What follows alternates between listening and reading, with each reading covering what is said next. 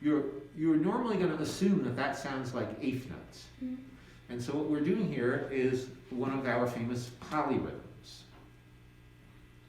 Have we talked about this before? I think so. I think we talked about it a little bit. So what a polyrhythm is, Andrew, and this is something that you're going to hear in rock and jazz and blues very, very frequently. It's an important part. It's in Crazy Train, okay? Because what we're doing here is we're playing a three-note pattern with a two-note picking. One. If I, right?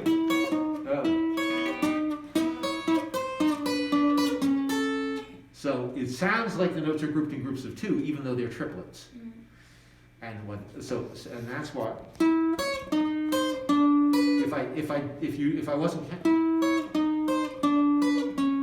you would think that was 1 and 2 and 3, but it's 1 triplet, 2 triplet, 1 triplet, 2 triplet, 3 triplet, 4, like so.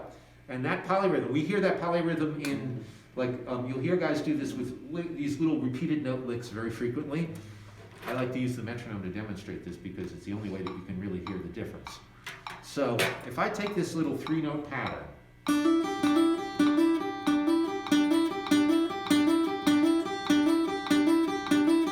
very common little thing that guitar players like to do to fill up time.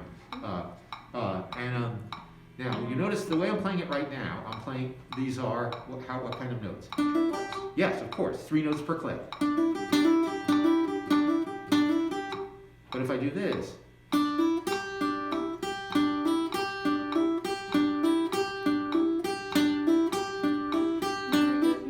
what? Very good, Andrew. Yes, I'm playing the same 3-note pattern, but I'm playing them in eighth notes. So that would be 3 against 2, because I'm playing a 3-note pattern, but I'm playing it in eighth notes. If I did this, now I'm doing...